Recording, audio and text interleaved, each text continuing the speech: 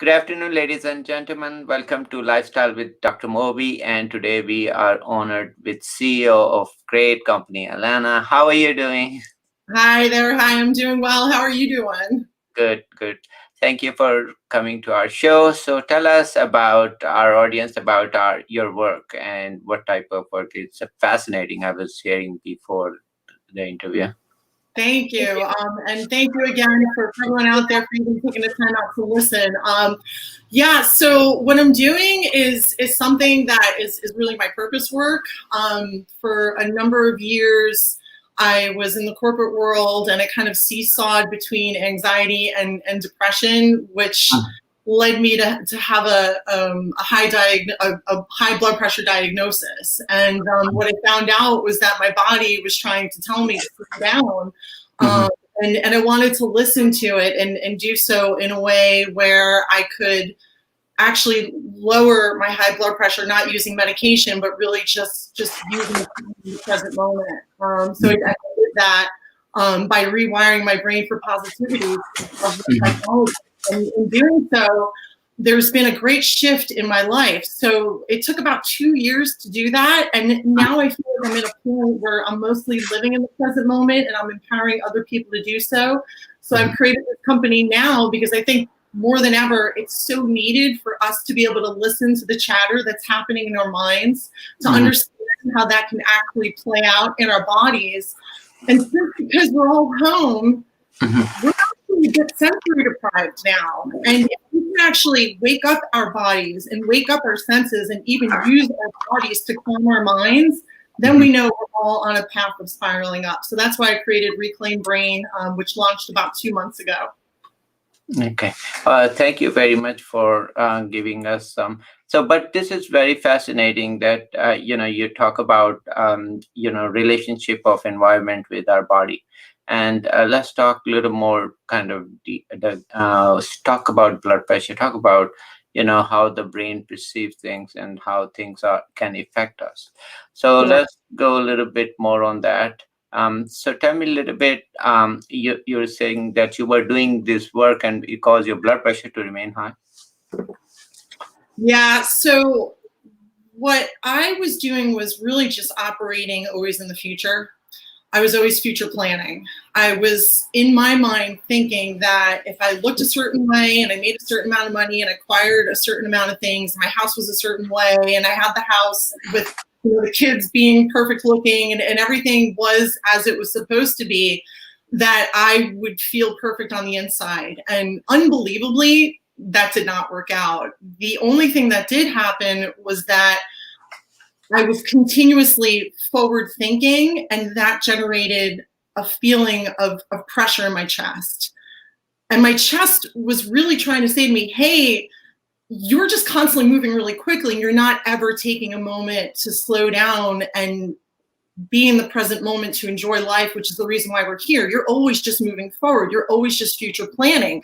Future planning is anxiety. And I didn't listen. I kept ignoring it. And then after a while, I went to the doctor and the doctor said, you actually have high blood pressure. And I couldn't believe it because here I was,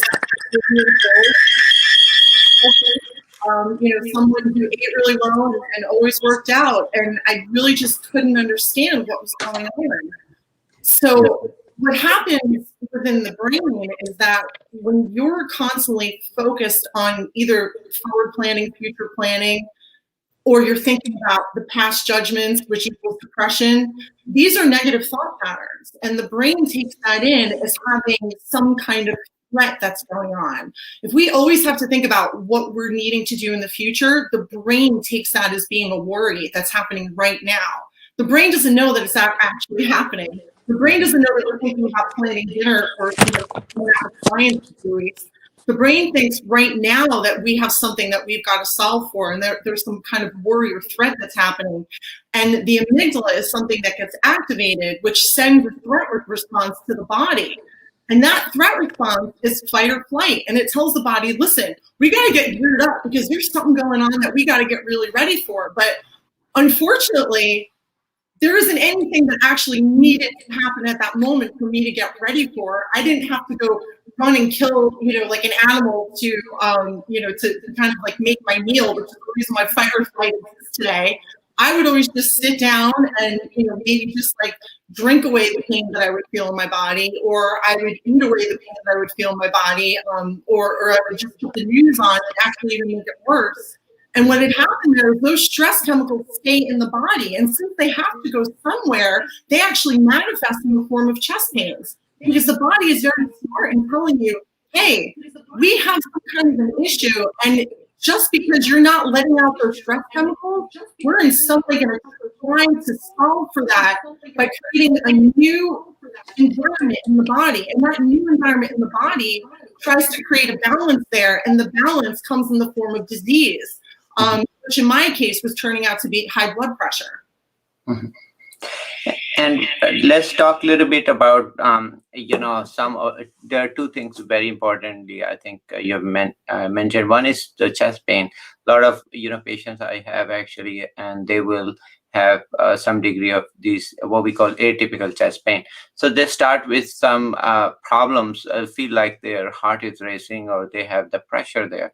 Now, by the way, this could be actual problem with the body too. And unfortunately, mind and body is a very complicated topic, because it can do both ways. So you can have a actual problem with the rhythm of the heart, and it manifests as feeling the pressure, or actually could have heart attack. And then one of the manifestations could be same thing you feel, but also there's the higher chance that if you are type A personality and you are taking too much stress on yourself, then also, even you don't have heart problem, can you have a heart attack? Yes, you can. Even your arteries are totally clear. So the mind mind is very complicated. It is very complicated. So the question is always, when you have that, and I think you said right, you had the chest pain, you had high blood pressure. Question was, which came first? Was that the environment causing it, or how we manifest, or how we did things manifest and cause our arteries and blood pressure to go up, right? So those are the two important consideration, because over the years, believe me, I had a few patients and they thought they had similar symptoms. And the main thing is not to ignore it. So listen to them carefully and try to figure out which one is which. And best is to do all the testing, and because a lot of people, like, you check your blood pressure, so the blood pressure is high. It's not that you just feeling that there is actual number which is high, right? So those are, so don't ignore your body, listen to your body. It's very, very important. But also don't tell anyone, I don't have that, just ignore it. No, it's just, no, you really should pay attention, because there is a manifestation which is different in men and women, of heart problems. So men might have the typical chest pain, women might have atypical chest pain, which is very different. They could have just heartburn, or they could just have, just racing, just kind of feeling there, and that's ignored. And can they have a heart attack with totally clear arteries? Yes, absolutely. And that happens because of what we call, could be from even stress, and it can cause actual arteries to go into spasm and actually cause heart attack. So that's sad. So it is, everybody's different. Mind can really influence us in a lot of ways. So tell me a little bit about, so did you go to seek the doctor? Did you go to, when you had high blood pressure or pain? I did, yeah. And I was told to go on medication, which I really, at the time, didn't want to do, because I felt like I had so many other reasons to be healthy, that if there was a chance that I could use my mind to speak to my body and have that bi-directional relationship, that I could possibly reverse it myself. So I started getting, really into mind-body medicine, neuroscience, positive psychology, just to understand that when I slowed down, and I listened to my body, the very moment that I started to feel chest pains, I noticed that my body was being a messenger by saying, there right now is an emotion that's attached to that pain. If you can figure out what that emotion is that's attached to that pain, then we're getting somewhere. And usually for me, the emotion that was attached to that pain could be shame. It could be fear. It could be pity, which was a really rough one for me, which could get me into depression if I let it continue on. And then once I could identify the emotion that was radiating through my chest in the form of chest pains, then I go one step further and I could say, well, what is the originating thought that's actually coming from that pain? That's that emotion. What's behind it? What's the driver of that? Because it has to come from somewhere. Yeah. And that to me is the greatest moment, because you're then empowered to look at the thoughts as they come into your mind. Now, you can take that limiting thought, right, which makes you feel shame, which makes you feel like you're being judged, like there's embarrassment, like there's a reason to hide. And you could actually not even notice that that thought is causing you to spiral down. And you can be in a spiraling down mode where you're not creating, you're not connecting with others, you're out of the present moment. This can happen for hours, it can happen for days, weeks, sometimes months. I think the definition of mental illness is that it takes a lot longer for someone to notice, oh, hey, there's really just an originating thought there.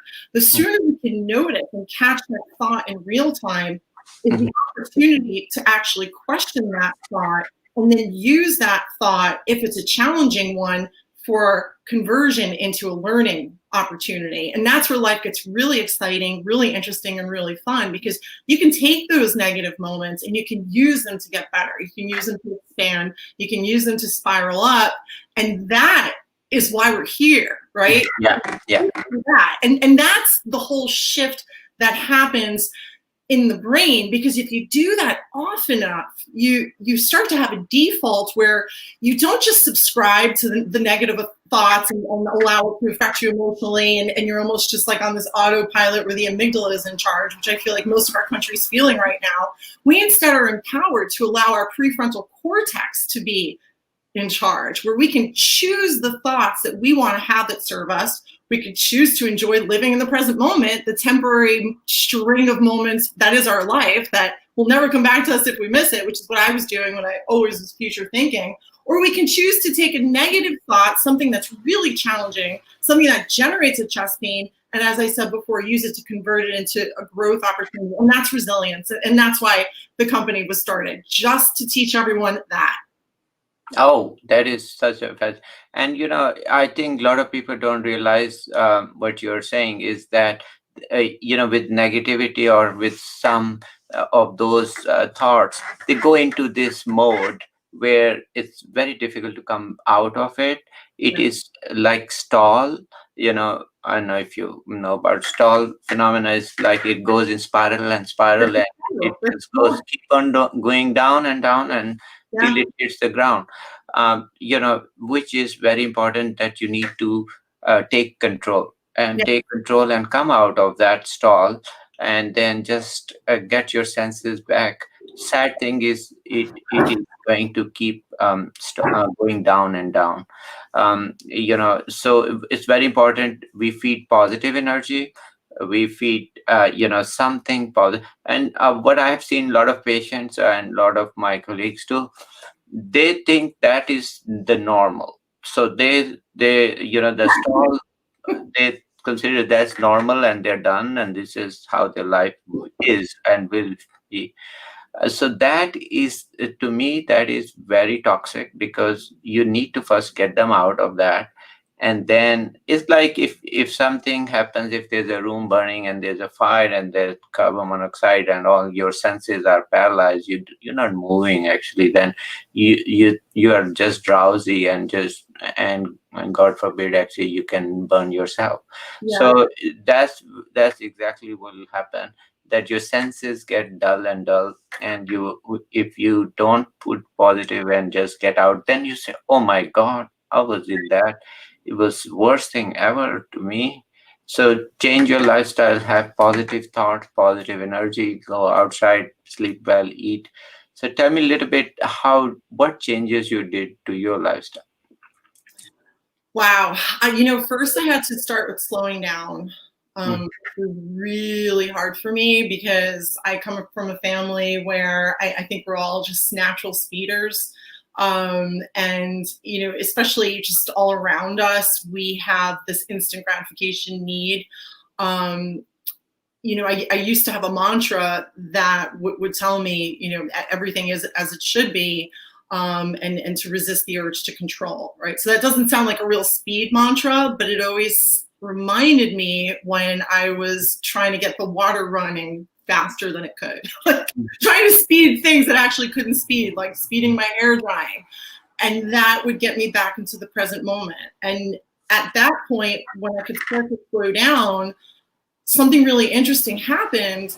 I started to gain gratitude and I started to gain appreciation for the present moment. I started to realize that I didn't have to accomplish all these things. I didn't have to run around and make all these things happen outside of me to be a success, because I was a success because I woke up.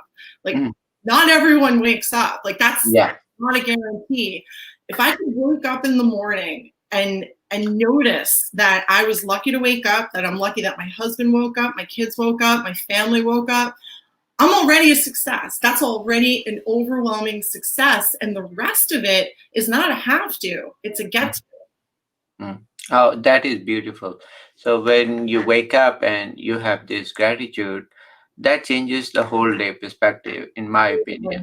You start like, what a positive note, thankful that you are alive, and then you can have loved ones around you, and you can move your arm, you can touch or whatever, you can feel senses. It might not even happen, yeah, right? Some people can die even and never come back, or some might have a problem. People could wake up with a stroke, could have anything wrong. At any age. Yeah. And that was a really, really, really big one for me, because I used to get up in the morning, sometimes paralyzed, and think of like the 100 things that were separating me from getting back into bed. And I would never want to get out of bed. And then, when you shift that mindset and you look at your life almost as if from the lens that it's happened already, and you're just watching it as a movie. Like, if you could look at your life, I know this sounds a little morose, from your deathbed, look at your life as though you're telling it like it's a story to your grandchildren, but you're in it now. What if you looked at your kids like they were your grandkids?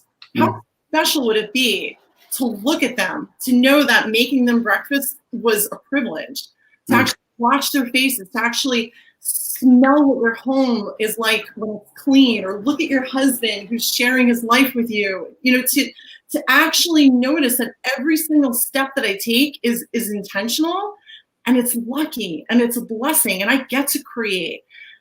And then at some point you do that often enough, and the neuroscience behind that is that we're creating more and more thought patterns for positivity. The more thought patterns we create for positivity, the more positively biased the brain becomes. So when you talk about your patients before who come in and they feel like they're kind of defeated, it's just because they have more negative thought patterns than positive ones. That's the default of the brain.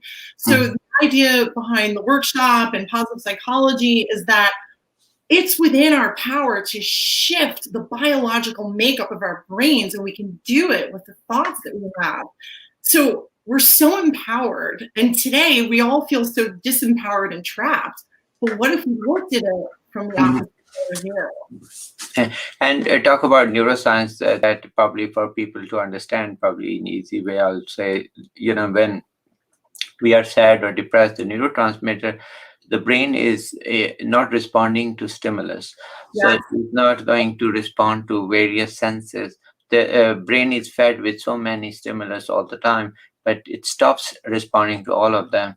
And that is what depression or sadness will do to your, or negative energy will do to your brain. So I'm sure people so open up positive, just feel the positive stimulus. Could be sound, could be beautiful music, could be outside. Best is, I say, go outside, natural light, environment. Those are really positive, very, very strong. People don't realize there's a reason for sky to be blue.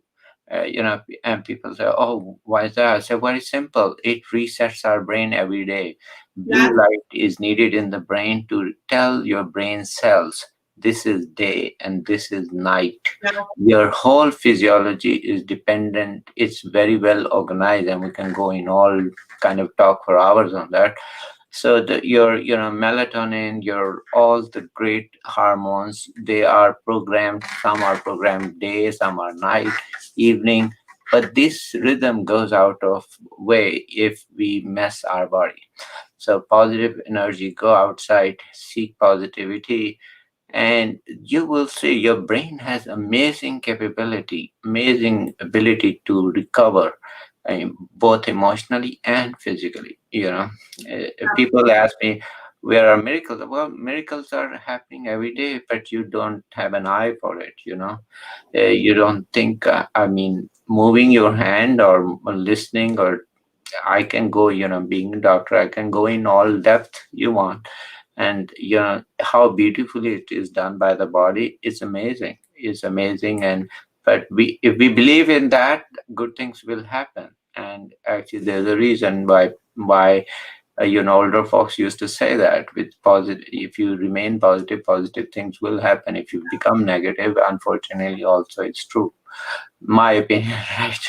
It's so true. When I first got into all this, I found Dr. Dyer, and he quoted Jesus Christ as saying, "As you think, so shall you be." Yeah.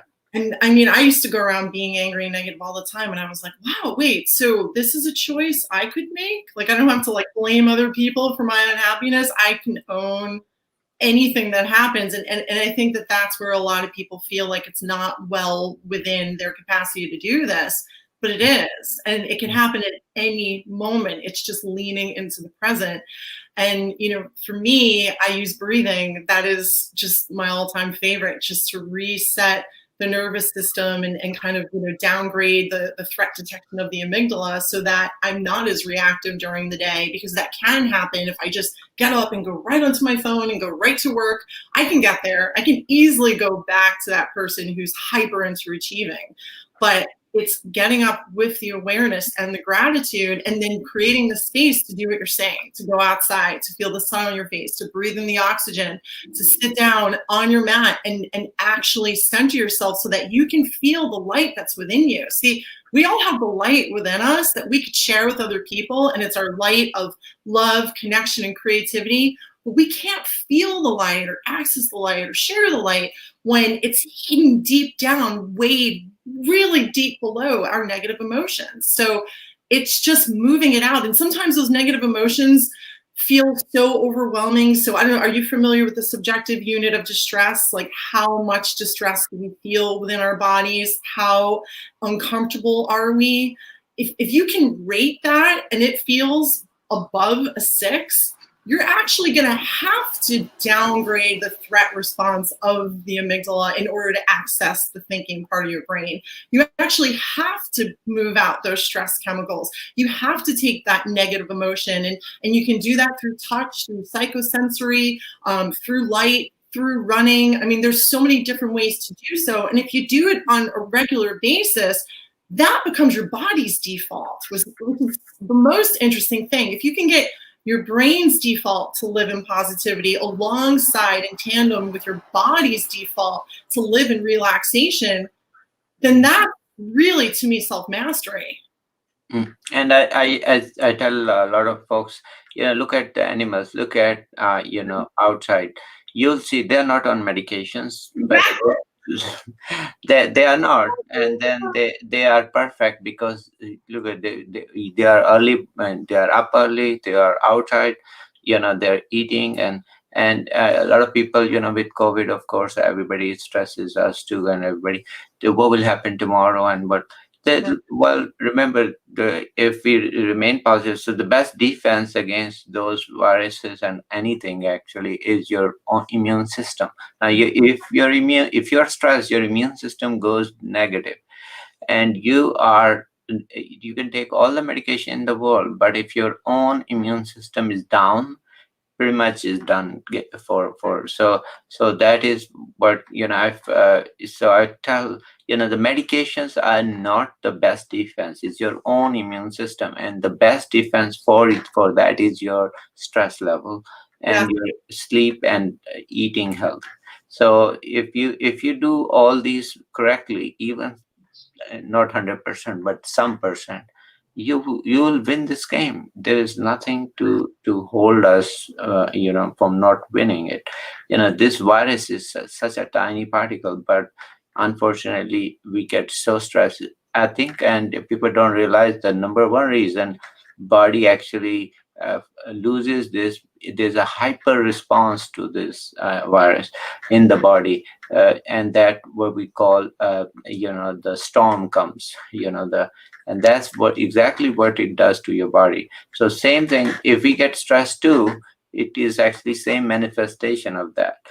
Unfortunately my parents had this virus, and Oh my the God. hardest thing was to keep them calm. So the hardest thing was to keep them, and that actually my mom was is a strong person, so she came out without any problem. I mean, she's old, but she had no treatment needed.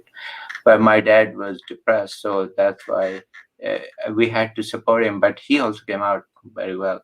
But the response was totally different, because Right. mom is strong, strong belief, and no medication needed. But dad got a little stressed, so that's how the body goes negative, right? Absolutely. Same age group. So that's the message. And any final thoughts you have for our audience? Just to know that this can be our most beautiful time. It's full of opportunity. We are not trapped. This, I know, feels unpredictable and like we have no options. But if we can decide how it is that we want to feel in our bodies, then we can actually translate that into our minds by having awareness and sharing love. Okay, well, thank you for that beautiful message, and thank you for watching our show. And for your company, and for your services, if you want to tell your website, that'd be great. Yeah, sure. So we're signing up folks for our workshop. It's called Reclaimed Brain. So the site is reclaimedbrain.com. Okay, perfect. Thank you, and please sign up. And excellent topic. Take care. Thank you. Thank you so much. Thank you.